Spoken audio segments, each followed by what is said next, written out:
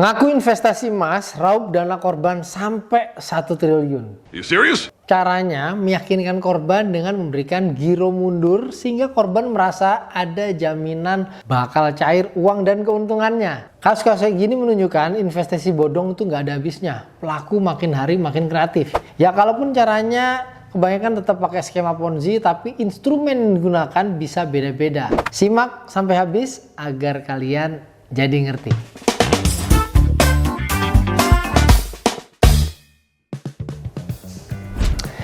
Kita tahu ya, investasi emas itu jadi sarana yang banyak digandrungi masyarakat untuk mendapatkan penghasilan tambahan tanpa perlu melakukan kegiatan usaha. Dengan modal tenaga, cukup modal uang bisa dapat penghasilan tambahan. Ini disebutnya sebagai passive income. Padahal yang namanya emas itu untuk proteksi kekayaan, bukan untuk investasi yang kemudian cari bagi hasilnya. Oke. Nah, ini yang akhirnya dimanfaatkan untuk jadi kedok investasi dan memperdaya banyak orang.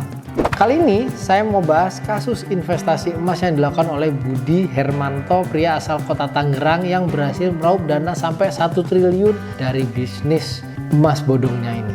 Oh my. Kasus ini bermula ketika Budi pada Januari 2018 membeli emas milik belasan korbannya dengan menjanjikan keuntungan yang tinggi dan harga emas yang berlaku di pasaran saat itu. Ya, sistemnya transaksinya tetap jual beli putus. Melakoni perannya sebagai pemilik bisnis investasi emas, Budi menjanjikan para investornya itu bisa dapat keuntungan sampai 18% per bulan. Gede banget kan? Tapi bohong. Nah, Budi ini pakai bilet giro untuk melakukan pembayaran keuntungan investornya. Buat yang belum tahu nih, bilet giro itu salah satu instrumen surat berharga dari bank pengganti uang tunai. Jadi kayak cek, tapi bilet giro ini pencairannya nggak bisa menjadi uang tunai, tapi hanya pemindah bukuan saldo dari satu rekening ke rekening lain yang sudah ditunjuk. Nah, pembayaran pun dilakukan oleh Budi lewat bilet giro ini dengan jangka waktu pencairan mundur 4-6 bulan.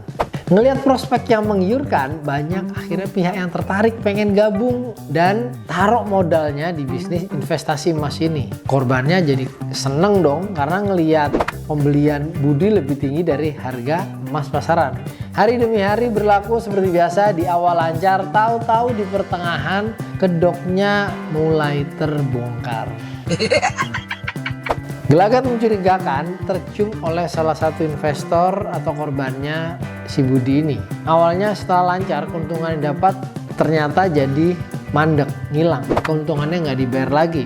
Akhirnya banyak yang rugi sampai totalnya itu kalau dihitung sekitar 1 triliun lebih lah.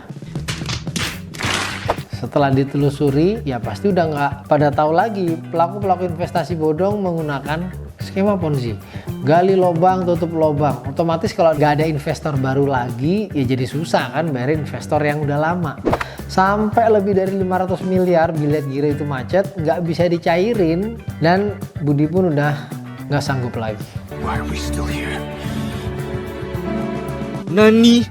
Setelah aksinya terbongkar, Budi pun harus menjalani serangkaian proses hukum hingga maju ke meja hijau awal tahun 2022. Di persidangan, Budi dituntut pidana. Dia juga dituntut melakukan ganti rugi kepada para korbannya. Pengacara pihak korban pun minta sita jaminan ke majelis hakim atas sejumlah emas ya seberat 20 kg milik Budi. Perfect. Tapi sayangnya walaupun sita jaminan dikabulkan oleh pengadilan, ternyata emas tersebut sudah dialihkan ke pihak ketiga yang diduga masih punya hubungan kerabatan dengan Budi. Nah, karena ini jadi milik pihak ketiga, maka dia keberatan dan korban pun jadi nggak bisa ngambil gitu aja.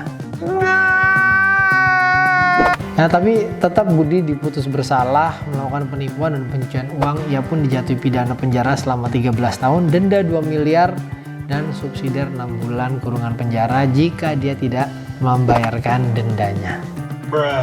Tetap stay sharp ya, hati-hati dengan tipu-tipu bisnis, jangan terlalu terkecoh dengan keuntungan besar.